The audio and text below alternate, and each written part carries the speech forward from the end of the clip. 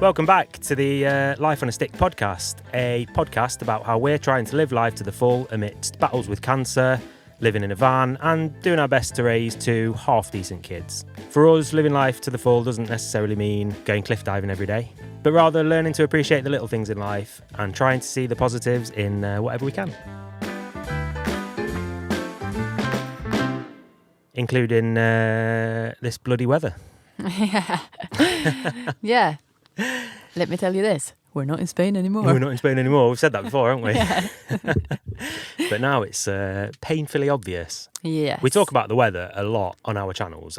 We live in Sweden. We live in Sweden. That's what you do. You've just adapted really well to being Swedish. Yeah. Because that's all Swedes do. It's a good Swedish pastime, isn't it? Yeah. Talking about the weather. Yeah. You know, like a bit awkward in a room, just talk about the weather. That's it. Not seeing somebody for 10 years, just talk about the weather. Talk about the weather, yeah. And it is raining all the time. It is. So it's raining today. It's raining this evening as we're recording. Yeah, so hopefully it won't sound too bad because you can hear it on, like when you live in the van, when you sat in the van. Yeah. It's like, I don't know the word in English. It goes... Like it yeah, exactly like that. That wasn't me, it was just rain. Yeah. It patters, doesn't it? It's pretty loud sometimes, even when there's not that much rain. So yeah. If it starts raining while we're recording, again, because it was about 10 minutes ago, then you know that's what it is. And if you're watching this on YouTube, welcome back, because you can see we've got the cameras set up. Hopefully it works this time. We'll see. Hopefully we get better. Yeah, it's a learning curve, isn't it? Yeah. We're still early on episode. What are we on? 7? Yes, something like that. Maybe? Something like that, I think. Maybe 6, depends on if that number 5 was decent enough or not. Yeah, I don't know about number 5. Let us know what you think about number 5. Yeah, we're a bit shaky on that one. You might not even have heard it. This might be, we might have skipped one. Yeah. You don't know. No. We'll see. But on a very positive note, we have started releasing these episodes. Yeah. So we got to keep on it now, haven't we? Yeah, We've sort of committed to it. Yeah. It's live. It's out in the public domain. Yeah, it feels scary. Ooh, yeah. You know when we're so used to doing like 10, 15-minute YouTube videos where it's like really I was going to say well edited. I mean, I don't want to toot my own horn or anything, but where it's like quite heavily edited. Yeah. This is very different to that, isn't it? It is. It's a lot more like pure. It's a lot more us, innit? It also feels a bit scary because on YouTube we get so much feedback straight away. Like we got an incredible community on YouTube. Who on every single video sends us a message and says like, what do you think? And gives us a nice comment about what we just talked about. Here we're a bit like people are listening, but you don't get the same amount of feedback. Yeah. And is that good or bad? Who knows? But I mean, it is pretty, like, if you look at just the YouTube numbers, we've got over 8,000 people subscribed to us on YouTube for the videos. At the time of recording this, we've got 130 on the podcast, so it's a slight difference, you know. Yeah. It's going to grow. It's going to grow over time, and I'm hoping that we do get some feedback. Yeah, we already got some feedback, but I just mean like it does feel more like our community on YouTube because we know people there. We know who comments every week. Definitely. It is like we friends with these people. Yeah. Because we know exactly who user 1484 is. Yeah, it is. It's weird. We have got such a good community, and there's quite a few people that leave a comment on every video, and you sort of you feel like you're talking to them every week. Yeah. Like we know that every Friday afternoon we're going to talk to Carla in Oklahoma. She's going to leave a comment. You sort of look out for these people, and you do. It feels so nice to have built this like little community where you feel like you know everybody. Yeah, it's lovely. It yeah, it is. And some people you only know them by their little profile picture and whatever. But you know they're going to comment all the time. Exactly. It's lovely, isn't it? It is lovely. All right, so I feel like the last couple of episodes we've been a bit all over the place. Last couple of episodes. Last couple of years, mate. Hopefully you've not noticed it that much because Tom is very good at editing. But this week we made a little bit more of a plan. Got some bullet points, haven't we? But we're normally not very good at sticking with them. That's a different thing. But at least we've done them this time. Yeah. So what are we talking about today? Well, we thought we would talk a little bit about how it was to downsize in the way that we did from living in a house to going to living in a van? Yes, it is a question that we had a lot on the YouTube channel and that we get quite often on Instagram as well. Yeah. And we thought it is a bit easier to chat about it in this format. So we thought, let's try it. Let's give it a go and answer these questions that people have. Yeah, definitely. I think it's an interesting subject because it's not something that I'd ever thought about really until we had done it in the way that we did. We sort of developed this dream to sort of downsize in a way where we would go from having a house, like a reasonable sized house, to something smaller with more land. That was the idea, wasn't it? Yeah. When we first sort of started thinking about selling the house, before we decided to move into the van. So it's something that had developed over quite a long time, and it had not really been anything that I thought about, but it is a big thing. Like, it's so much to think. You don't realise how much crap you've got. No. That's the thing, isn't it? Like, going through, like, the amount of unnecessary stuff that you build up over... I mean, we were only living in that house for 5 years. 4.5, 5, maybe, The amount of stuff that we had in that house was, I don't know, it's insane. We got rid of so much stuff. That tip, and especially like the second-hand shop, the second-hand like donation place that we took. They were only selling stuff from our house in the end. I think so. We must have made a dozen trips there, I think. So at least, probably more than that, to be honest. We donated so much stuff. Yeah. And yeah, it's funny. You said about like us getting comments on YouTube and on Instagram and stuff, but even in like, there's been a lot of people in real life that it's sparked like quite interesting conversations about like how we've done it. Yeah, it is strange to think because it's something that a lot of people talk about these days. It is like the right time for it, or do you know what I mean with that? That it's like quite fashionable to downsize and to be minimalist and think that way. But then when you actually speak to people, it's not that many that actually do it. No. But it's very, very talked about subject at the moment. It's very trendy, isn't it? Yeah, exactly. And it is funny to think that we managed to do it with 2 kids when a lot of people can't manage to do it when they're one person. Yeah. It is really hard. And now in hindsight, we could have downsized even more. And when I say downsized, I mean like not saved as much stuff in the storage as we did. Yeah. Because it's really, really hard to know how much you actually need. And some things that you got in a house where you think, I can't possibly live without this. And then after 2 weeks in a van, you don't even look at it anymore. Completely forgotten about it. Yeah. And therefore, we did another clean out a few weeks ago from the van, and we got rid of so much stuff. What was it? Wasn't it like 30 kilos worth of stuff? Yeah. More than maybe even. It might have been 40 kilos worth of stuff in the van. And like that, living in like a space like this, it's quite a lot of stuff. It is a lot of stuff. And yeah, it still feels like we got stuff everywhere. But if we would put out everything we own next to somebody who has a house, we own so little. Next to us a couple of years ago who had the house. If we had, I'd love to see that, like hypothetically. This is the stuff that we own now. This is all the stuff that we owned like before we started getting rid of stuff. Yeah. God, like terrifying. Yeah. So how did you feel about downsizing? Like for me, I wasn't very good at it. I know. Like I live with you, mate. I thought in my head, I was going to be really strict on myself, and I was going to, like, I really, really wanted to downsize in a way that I thought, like, yeah, man, I'm all in on the minimalist thing, really am. But then when we were actually doing it, I was finding it hard to not think about the future too much, because at some point we're going to want to move into a house, and for me, I got a lot of gadgets. I got a lot of stuff where it's like tech stuff that I'm like, it's all stuff that I've built up over the years, and at some point I'm going to want a studio. Do you know what I mean? Yeah. That sort of thing. So I found it really, really hard, actually. I didn't think I would find it as difficult as I did. But in the end, it was not just your tech stuff. It was like, do you want to keep these socks? And you're like, oh, socks might be good in the future. Don't exaggerate. Actually, I don't. I was throwing stuff away behind your back. Yeah, because I knew you wouldn't miss it. I knew you would get into the van and forget about it. You would never look back again. And even when we buy a house next time or wherever we're gonna move next, and we're gonna like unpack everything we got in the storage, I knew you would look at it and go, "Why on earth did I save that?" Yeah. So I was like, some bits I didn't even ask you. I was like, because if I ask you, I know you're going to say you want to save it. Yeah. And then I feel rude about throwing it. So if I don't say anything, it's just gone. Yeah, that's not rude. It's not.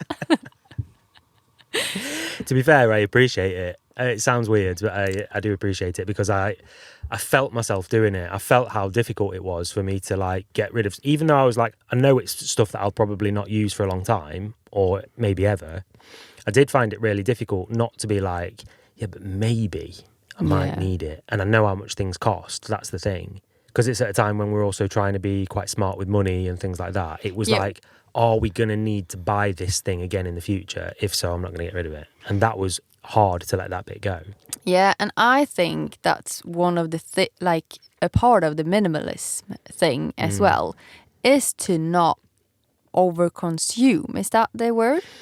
Like you don't go out and buy stuff that you don't need. So that is a part of it as well. Like, don't chuck stuff away today. You're going to go out and buy it tomorrow. Yeah. And I can see that. But at the same time, it's like a lot of the things that we saved or that we were debating about, whatever you say, you don't need.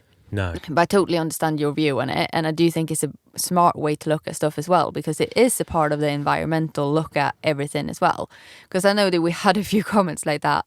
Do you remember a few weeks ago or a few months ago when we were going to the wedding and we made a video about trying to find my shoes, my heels from the storage, and everybody's like, just leave them, go and buy new shoes. It's not that expensive. Like, it's not that expensive. It's not about the money. No. It's about, why would I go out and buy a pair of shoes, a pair of new heels, when I live in flip-flops? Yeah.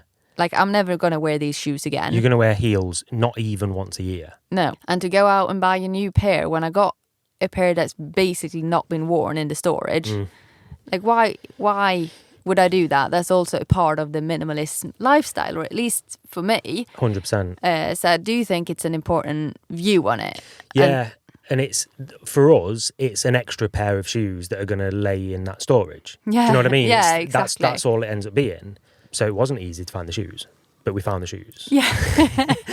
I went storage container diving. Yeah, you did. Into the far ends of that, and we found them in the end. Yeah. Luckily.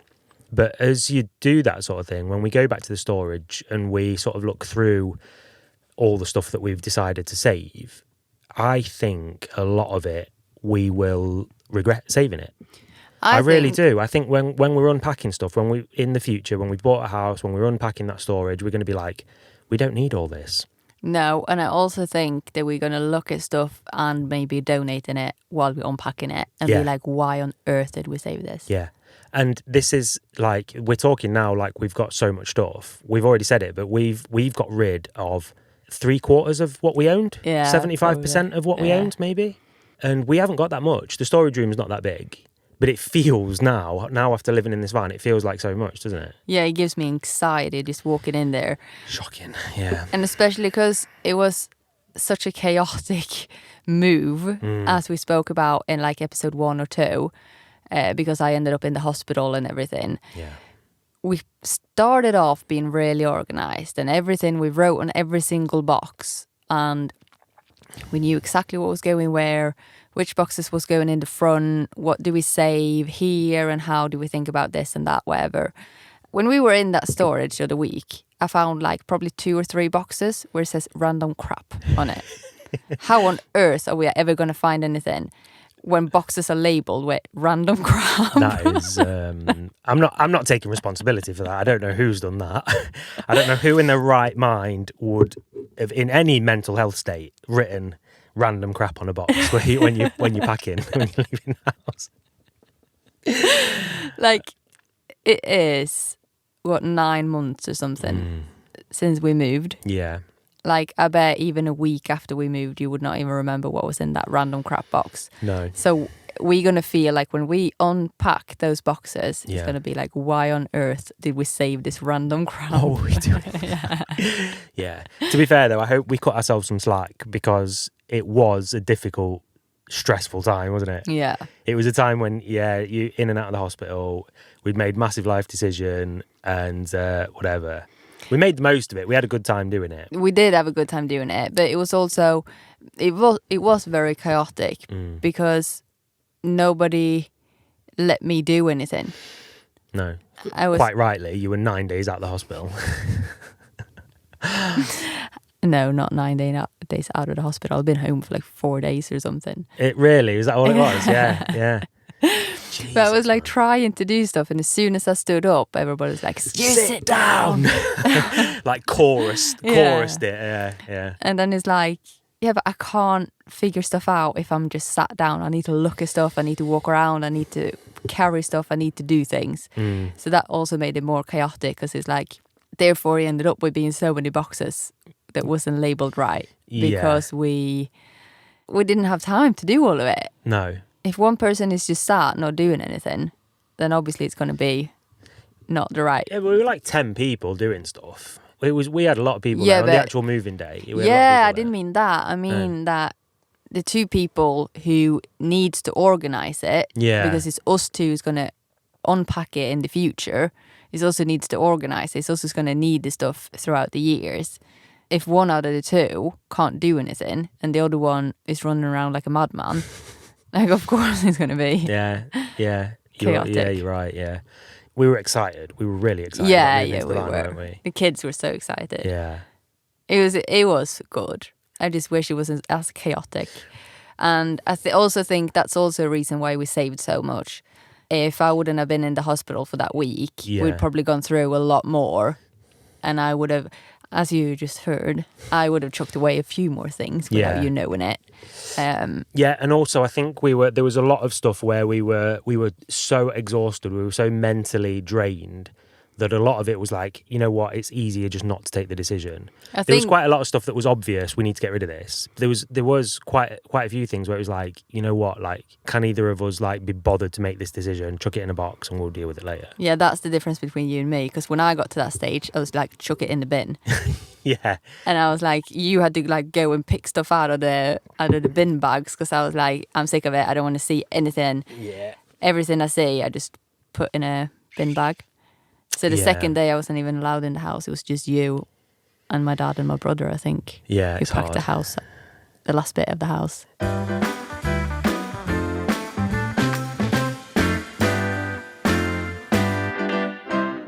For me, I only felt like it was a relief to downsize. Like I was so sick of seeing all these things.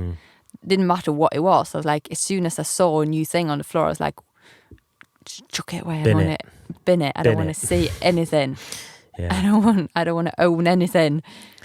Get rid of it. Yeah. And it is now you have to admit that it's a good feeling. Even if it was hard when you were doing it, it does feel nice to not have loads of stuff everywhere. Absolutely, yeah. We've talked about it before, but like the van gets messy quite quickly because it's such a small space, but you also clean it in 10 minutes. Yeah. 10 minutes from top to bottom, the van is completely fresh and done. That is not the same as what it is in a house. God, no. We were saying this last week. We have borrowed my parents' house for a week now when they've been on holiday. Yeah. And we've been staying in their house because we've been building the new toilet in the van. So then we stayed in their house for, basically a full week. Yeah. And I was like, I can't believe that this is how most people live. But it's like, I cleaned one room. And then I walked into the next and I was like, there's stuff everywhere here. I better clean this room as well.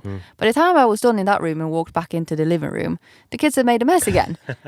Because it's rightfully, kids needs to play. Yeah. But like you have to remember that when you're in a house that's not even yours, it's not that many things. No. Like there's not that many things that the kids can play with, that they run around with or whatever. In our house, we had 2 full rooms with toys. 2 full rooms with just toys. And then you got like a mess in the kitchen. And then you got all of the outside clothes. And then you got all of this. And we didn't have that in this borrowed house. No. We just had a few bits that we took in here and there. And still it felt like it was a mess all the time. And you had to tidy all the time. Yeah, absolutely. And in that respect, like, I don't want to go back to that. No. It's like I do eventually. We know that we want to buy a house and we want probably some farmland and stuff like that. But the house itself, we're still going to carry over this minimalist lifestyle. Hopefully. Well, we're going to try. We're going to try. I think what we're looking to do, it lends itself to that, like looking for a smaller place, looking for a small house and whatever, with quite a bit of outside land. It lends itself to us being able to do that. Yeah, hopefully. definitely. He says now. Yeah, we'll see. Fast forward 5 years and we're surrounded by crap again. Probably. I think it's so easy to get too many things when you live in a house. Because when you got the space, you need to fill it with something.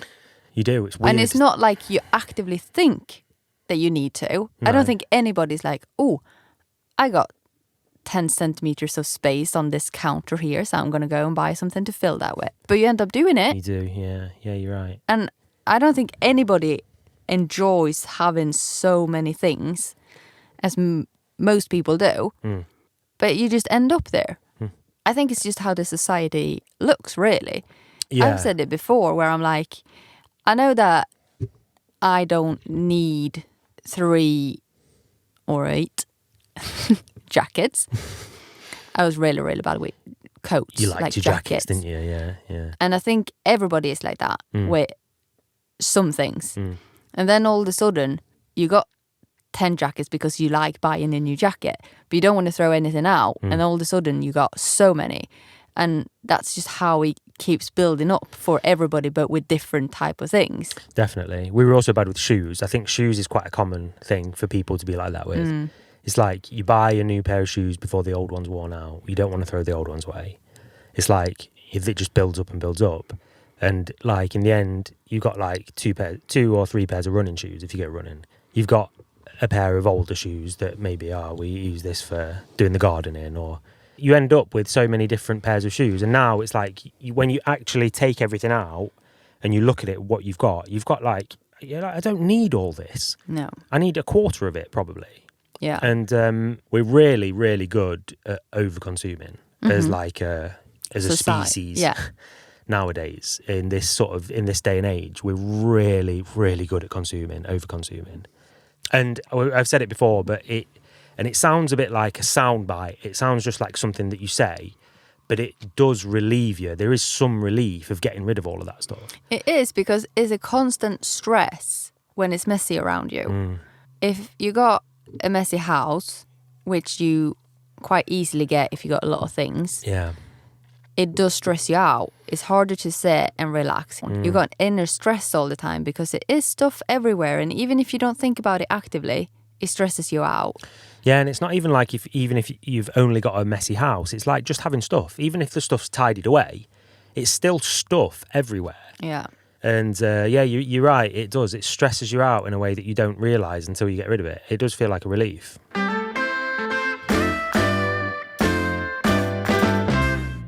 Another thing that I've been thinking a little bit about since we got back, speaking about downsizing and getting rid of all our stuff and all of this, is like how it feels to be back home but not have like a proper base.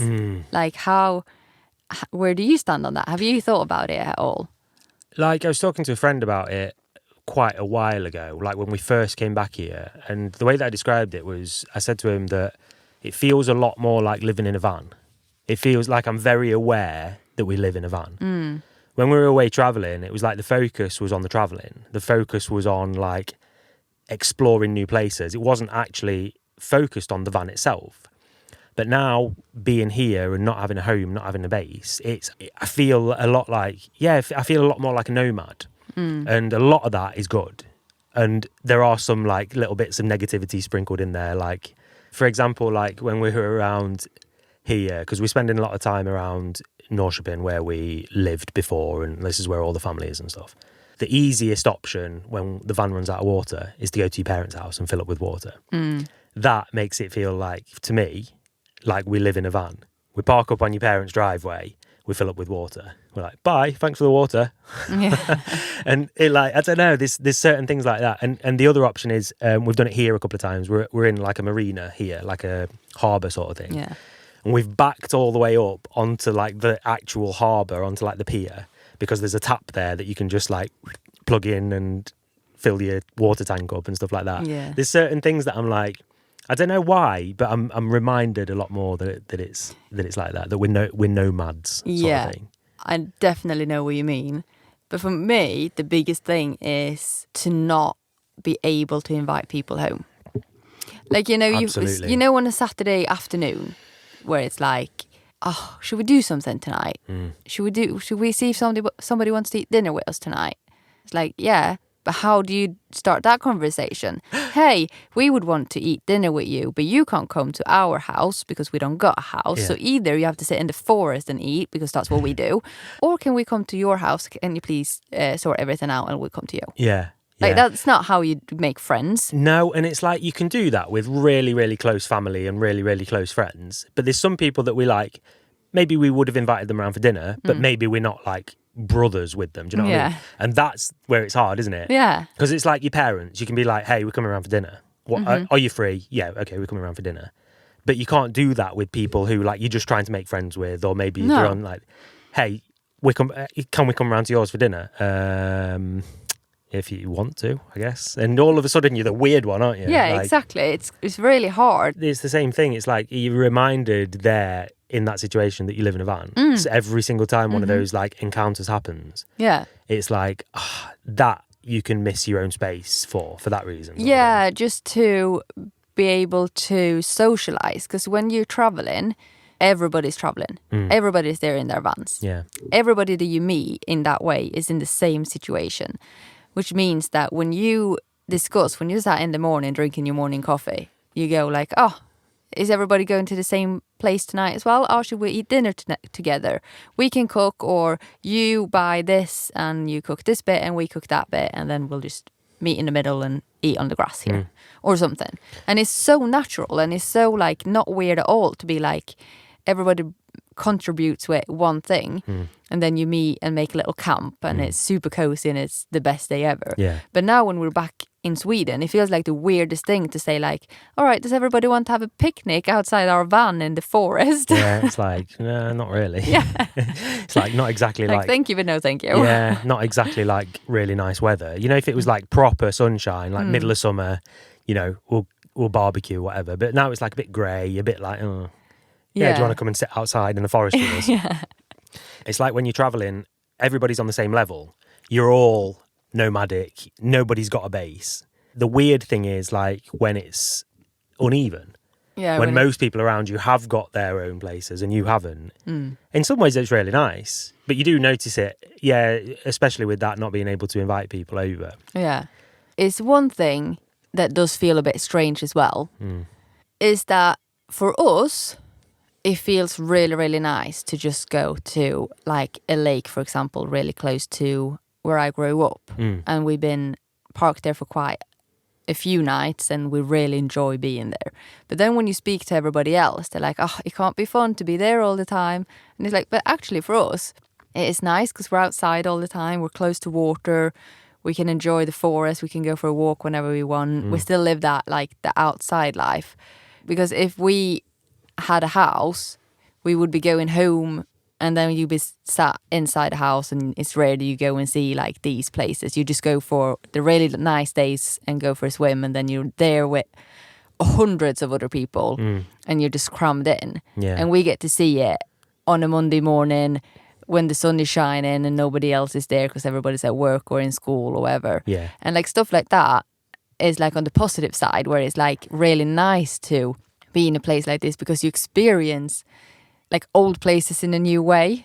Definitely. Exactly like what you said there with it being a Monday morning. We would have never have been at that lake on a weekday morning and got to experience like sunrise there. Do you know what I mean? Yeah, because it is places, especially around here because I grew up here.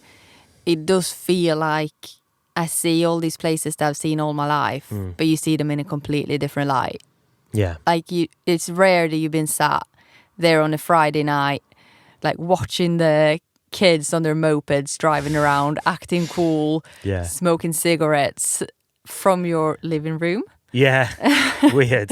But then also wake up in the same place like on a Monday morning and go up for a cup of coffee at 8 o'clock in the morning and watch the sunrise. Like, it is amazing, and it's so nice to give the kids that, I think. Maybe not the cigarettes at Friday night, but waking up to that, and just, it's so many mornings where they go up and go in their PJs and just run around. And when would you ever do that? Hang out by a beautiful lake in nature just after sunrise sort of thing. It's beautiful. It's really nice. You don't, when you got a house, you don't do that because you don't get out at 8 o'clock in the morning to go and do something like that. If the kids wants to go out at 7 or 8 in the morning, then they can go out in the garden. Yeah. And that's not at all the same experience. No, not at all. Yeah, it's those sort of things that you would have never thought about that being one of the positives about van life. No. But it really is. It's a really nice thing to be appreciative for, isn't it? Definitely.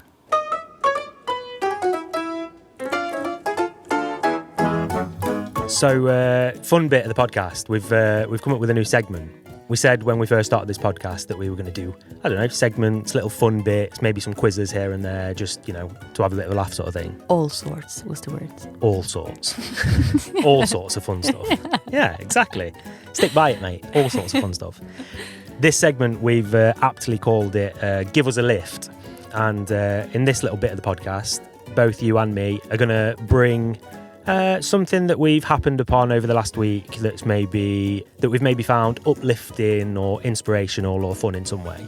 And that can be a bit of uplifting news or something inspirational that you've seen on Instagram or something that's happened in real life, something that we've seen happen with our very eyes, if you like. Could be anything. And for you, this segment's going to be really easy because you live with like one of the most uplifting, inspiring people. I don't want to say in Sweden, but definitely up there. Are you talking about me? Yeah, you live with you, yeah. I do. You do live with you, and you are uplifting and inspiring. I'll lift you up, I'll give you compliments. What you got for us? Do you want to go first? Yeah, I got nothing. No, I'm joking. I've not been very inspired this week. This was a bad week to start this segment. No, I was going to bring something up that I experienced the other week when we went swimming, and that's when we decided to start this segment, but then we didn't use it that week, so I'm gonna bring it up this week instead. So we went swimming on a little lake where it was one other family. It was 2 young kids with their grandma or something like that. It was, well, I hope it wasn't their mum.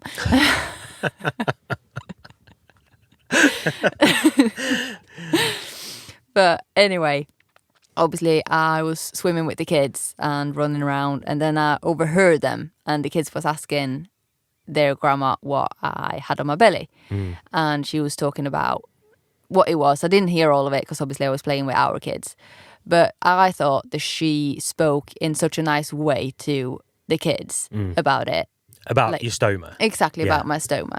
It was not that she made it weird or that she was like trying to over explain it or anything. She just said what it was, how it works. And then she went, the person who invented that was really, really smart because he saved so many, many lives with it. Oh. And then she swung it in that way. And she was like, there's so many cool inventions and how to fix stuff. And can you believe that that's how people get to live? And like, she just did such a good take on it. It wasn't like, oh, it's a stoma, it does this, end of story. She was like discussing stuff with these kids and like, can you believe that somebody made this up and now he saved so many lives and so many people can have a good life with this? And then the kids started to talk about all different inventions, and they were like, oh, can you believe that somebody invented a digging machine? No, it's not what it's called, but like an excavator. And like, obviously kids go on to the next thing, but therefore it was not a big thing in their eyes. Yeah.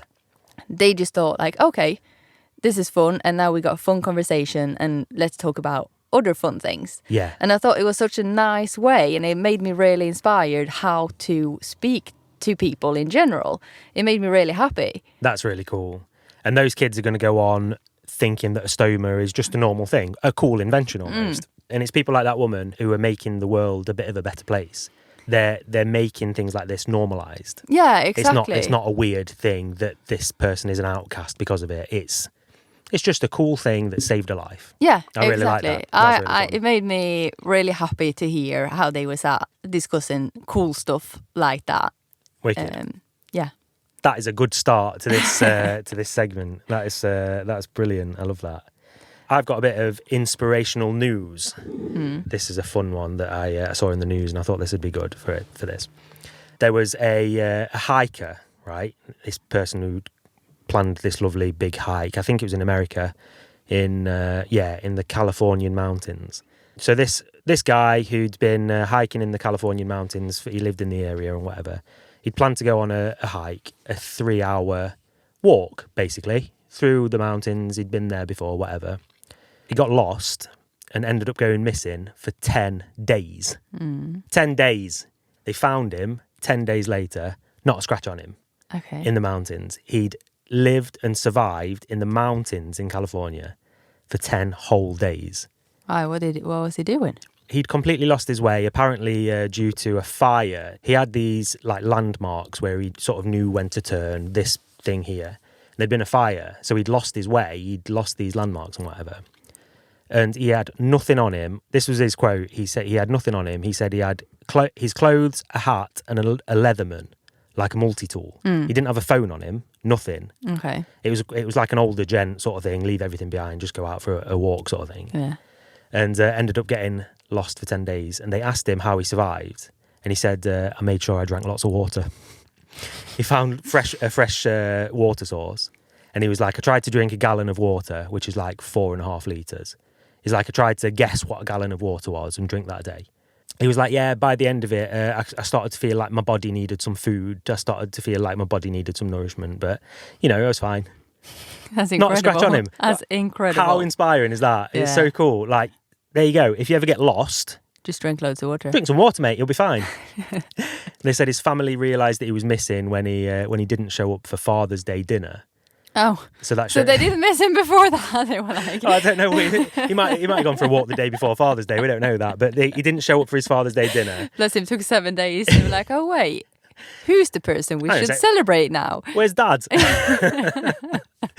And they sent out search parties after that. They said he had no injuries whatsoever, a few minor scratches. That's incredible. Phenomenal, that is, isn't it? That is incredible. Showed up, not a scratch on him. Wicked. If that's not inspiring, I don't know what is.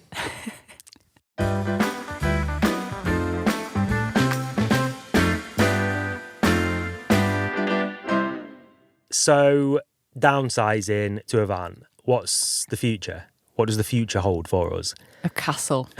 I'm going to buy so much stuff. Complete opposite. Let's swing it in the other direction and just. I was going to say let's go nuts on Temu. Let's blow all of our savings on Amazon stuff. Yeah. You get a lot of random crap for that money. Yeah, you definitely do. But we touched on it before, but I can't imagine it going back to how it was. I can't imagine us losing this mindset completely, can you? I hope not, because I feel like it was such a weight that got lifted when we got rid of so many things. And that both of us all of us actually, even the kids, we're all a lot happier with less stuff. Definitely. And I really, really hope that even though we got a house and space to fill out, that we don't just fill it with random stuff that nobody needs or wants, actually. That you actually keep thinking like one more time, do we really need this? Do I need 10 jackets? Do we need 25 pair of shoes? Do we need 1 million toys? The toys is a big thing. That was a huge bit of downsizing that we did with the toys and stuff. And a lot of the time, if you just focus on toys, because obviously it was not just toys that we got rid of, but if you focus on toys for a minute, I do think that a lot of the time the kids play with stuff that's not toys. That it's like they're playing that they're cooking, but they don't need like a pretend kitchen to play that they're cooking. No. They got like a bucket and a stick and grass and stones, and then they serve something on a tennis racket. Yeah, they're so good nowadays at using their imagination. Yeah. It's a thing that our kids our oldest kid, had found difficult. Like he was quite late in learning like how to use his imagination when he was playing. He would always play with his cars and he would always park his cars and stuff. But actually making up scenarios and stuff, they've become so much better at it since doing this, haven't they? God, yeah. And obviously it's hard to say what is just him growing up and learning and what is the part of us living like we do and having less toys and less things. Yeah. But I do really believe that it has been good for both our kids to live like this. It's definitely made it more noticeable, hasn't it? It's definitely brought it out of them, I think. Yeah. And it's just them as well, just like you and me, like we've been saying, everybody feels more calm. It doesn't feel as stressful because it is an inner stress all the time when there's stuff around you all the time.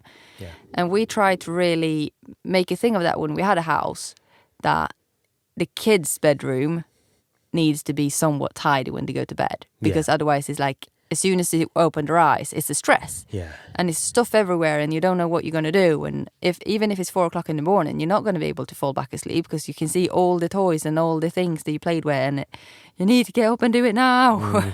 Yeah, definitely. So I do think we will go back.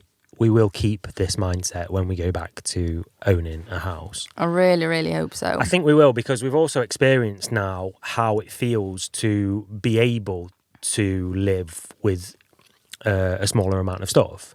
We've gotten really used to cooking in a small kitchen without every kitchen utensil under the sun. We've gotten used to these things, and I enjoy the challenge. I enjoy feeling like we've not got an abundance of stuff around us. So I think we've got like the perspective now. I hope so, because what I'm a bit worried about is that you keep this mindset for, say, 6 months when you moved into a house. And then you're like, oh, we do got space for this. I can't believe, I missed this so much. We need to get this. Slowly and then you creeps back in. Yeah. Exactly. That you're like, oh, we've not cooked in the big kitchen for so long. So we've not used this many different things. But now we can. Ooh, wouldn't it be nice with an air fryer? Yeah. Oh, let's get an air fryer. Waffle maker. Yeah. We've missed having waffles. Let's get a waffle iron. Toasty maker. Yeah. You can see it happening, can't you? You can see how easy it's going to be to creep back into it. And I think it's one of them things that you're going to have to constantly remind yourself, like, no, we don't need it. We can make grilled cheese sandwiches in the pan instead of using a toasty maker. Yeah. We can do these things. Do you know what I mean? Like, let's try to not overconsume. And I think we're going to have to remind each other about it a lot. AKA you reminded me, yeah.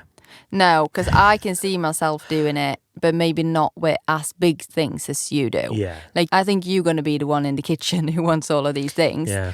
But I think I'm going to be like, oh, but wouldn't it be nice for the kids to have one nice pair of sneakers and one pair of play sneakers? And then they got a raincoat, but maybe it would be good with like a shell jacket as well. Yeah, that you think that you need so many things, and I seen all these different nice ones, so maybe I can get one of each and still use it. You can see how easy it is to creep back in. Like, we've got a bigger wardrobe now. We've got that wardrobe at the bottom of the stairs that we didn't have when we had a van, so we can fit another jacket in there. Yeah, we can fit one more jacket. That's not a problem. We can fit one more pair of shoes in there each for the kids. That's not a problem.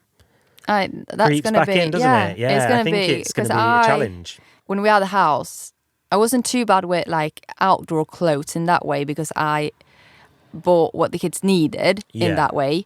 But with shoes, I was bad because I was like, but it's nice. Look at these sneakers. They're really, really nice. So let's keep them, and then they can wear them for when it's like a party or we go shopping or we do this. And then we got these where they can wear in the sandpit where it don't matter if they get dirty. Like, it's logical. It's good logical thinking. But yeah, it's not necessary, is it? Like, it's you not look needed. at what they've got now. They have, they get plenty. by absolutely fine with plenty. With what they've got, definitely, yeah.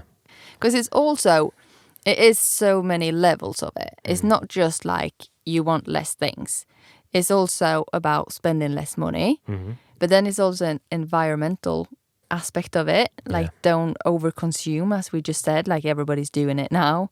Like, let's not contribute. Yeah. That's the word, right? To this society where you overconsume and hurting the environment as bad as we are doing with all of this that we're buying. 100%, yeah. Preach it, sister. Amen.